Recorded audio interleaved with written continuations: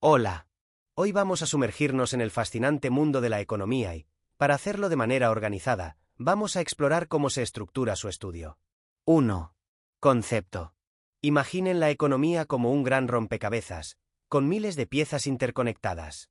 Para entender cómo funciona este complejo sistema, los economistas lo segmentan en áreas más pequeñas y manejables. Esta división no es arbitraria, es una estrategia metodológica fundamental. ¿Por qué hacemos esto? Primero, porque la economía, en su totalidad, es increíblemente compleja. Abarca desde las decisiones de un consumidor individual hasta las políticas de un gobierno a nivel global.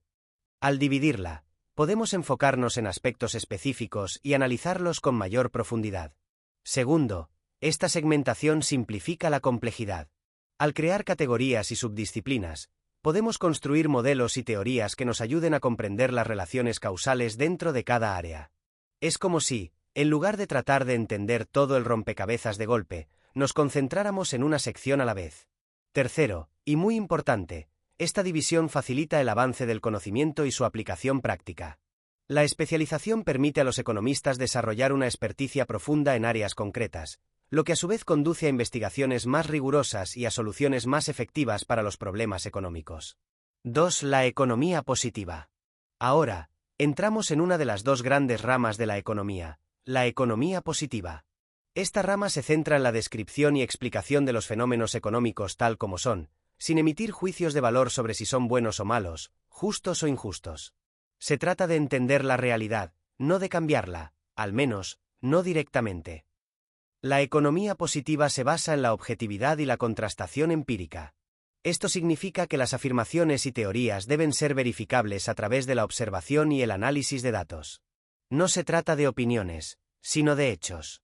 Por ejemplo, si un economista positivo afirma que un aumento en el precio de la gasolina reduce la demanda de automóviles, debe poder respaldar esa afirmación con evidencia estadística. Dentro de la economía positiva formulamos teorías y leyes. Buscamos patrones y regularidades en el comportamiento económico, y tratamos de expresarlos en forma de modelos que nos permitan predecir qué sucederá si ciertas condiciones cambian. Pero, repito, sin decir si ese cambio es deseable o no. Dentro de la economía positiva tenemos a su vez dos grandes campos de acción. Economía descriptiva. Esta es la base de la economía positiva. Los economistas descriptivos son como detectives que recopilan y organizan la información económica. Su labor es la observación, el registro y la sistematización de los hechos económicos. ¿Qué tipo de información recopilan?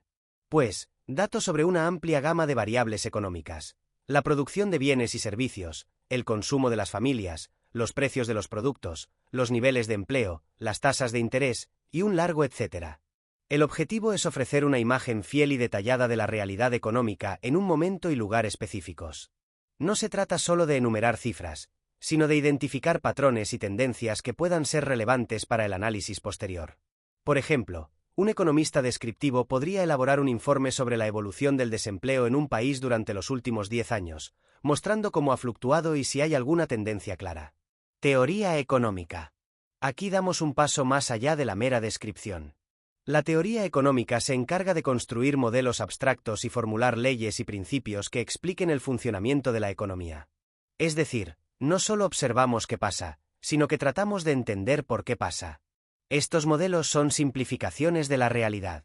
No pretenden capturar cada detalle, sino identificar las relaciones esenciales entre las variables económicas. Por ejemplo, un modelo podría mostrar cómo la oferta y la demanda interactúan para determinar el precio de un bien en un mercado. La teoría económica utiliza tanto el razonamiento lógico como la evidencia empírica para construir sus explicaciones. Se parte de ciertas hipótesis, y a través de la deducción, se llega a conclusiones. Luego, esas conclusiones se contrastan con los datos del mundo real para ver si se sostienen. La teoría económica es tan vasta, que se divide en dos. Microeconomía. La microeconomía se enfoca en el comportamiento de los agentes económicos individuales, los consumidores, las empresas, los trabajadores, los inversores. Estudia cómo toman sus decisiones en un contexto de escasez. Todos tenemos recursos limitados, tiempo, dinero, etc., y la microeconomía analiza cómo elegimos entre diferentes alternativas para maximizar nuestro bienestar o nuestros beneficios. También se ocupa de la asignación de recursos a nivel individual. ¿Cómo se decide qué bienes y servicios se producen? ¿Cómo se distribuyen entre los consumidores? ¿Cómo se determinan los precios en los diferentes mercados?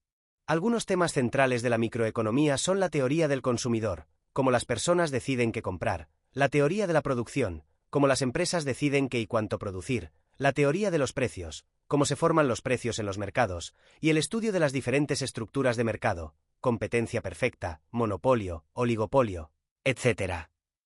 Un ejemplo clásico de análisis microeconómico es el estudio de un mercado particular, por ejemplo como la demanda y oferta de un bien específico, como podría ser el café, afecta su precio. Macroeconomía.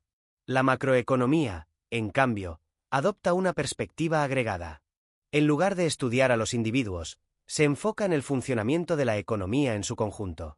Analiza variables como el Producto Interno Bruto, PIB, que mide la producción total de un país, la inflación, que es el aumento generalizado de los precios, el desempleo, que es el porcentaje de la población activa que no tiene trabajo, y el crecimiento económico, que es el aumento de la producción a lo largo del tiempo. La macroeconomía busca comprender los determinantes del nivel de actividad económica global. ¿Qué factores explican las recesiones y las expansiones? ¿Cómo afectan las políticas del gobierno a la economía?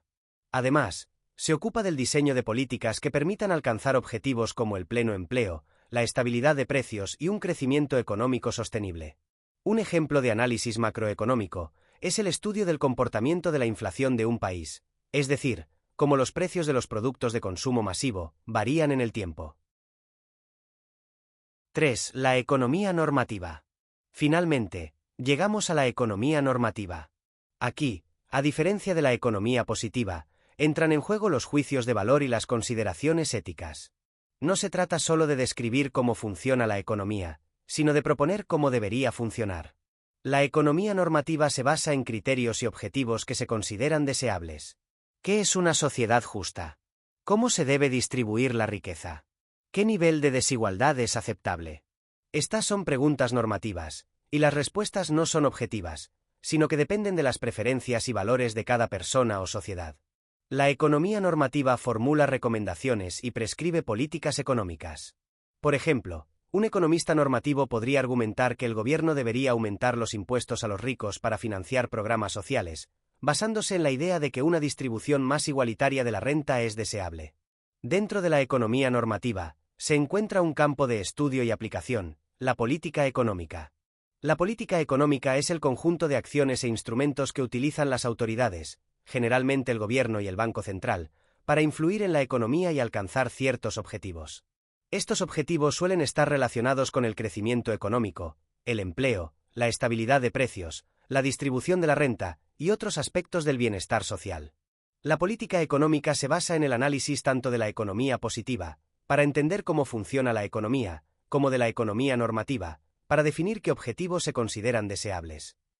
Dentro de la política económica, podemos distinguir varias áreas. Política fiscal.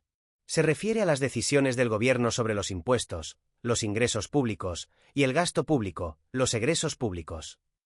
A través de estos instrumentos, el gobierno puede influir en la demanda agregada, la cantidad total de bienes y servicios que se demandan en la economía, la actividad económica, la distribución de la renta y la asignación de recursos. Una política fiscal expansiva implica aumentar el gasto público o reducir los impuestos, con el objetivo de estimular la economía. Una política fiscal contractiva, en cambio, implica reducir el gasto público o aumentar los impuestos, con el objetivo de enfriar la economía y controlar la inflación. Ejemplos concretos serían construcción de colegios, hospitales, expansiva, o aumento de impuestos a las bebidas azucaradas, contractiva. Política monetaria. Se refiere a las acciones del Banco Central para controlar la cantidad de dinero que circula en la economía y las condiciones crediticias, las tasas de interés, la disponibilidad de préstamos, etc. El objetivo principal de la política monetaria suele ser mantener la estabilidad de precios, controlar la inflación. Pero también puede tener otros objetivos, como promover el crecimiento económico y el pleno empleo. Una política monetaria expansiva implica aumentar la cantidad de dinero y facilitar el crédito, por ejemplo, bajando las tasas de interés. Una política monetaria contractiva, en cambio, implica reducir la cantidad de dinero y encarecer el crédito, por ejemplo, subiendo las tasas de interés. Política comercial. Se refiere a las medidas que adopta un gobierno para regular las transacciones de bienes y servicios entre su país y el resto del mundo. Incluyen medidas como aranceles, impuestos a las importaciones, cuotas de importación, límites a la cantidad de bienes que se pueden importar, subsidios a las exportaciones, ayudas a las empresas que venden sus productos en el extranjero y acuerdos comerciales con otros países. Los objetivos de la política comercial pueden ser diversos: proteger a las industrias nacionales de la competencia extranjera, promover las exportaciones, mejorar la balanza comercial, la diferencia entre las exportaciones y las importaciones, o facilitar el acceso a mercados extranjeros. Y eso es todo, por hoy. Hemos recorrido un largo camino, desde la definición básica de la economía hasta las diferentes ramas y subdisciplinas que la componen. Espero que esta visión general les haya sido útil. En las próximas clases, profundizaremos en cada uno de estos temas. No se lo pierdan.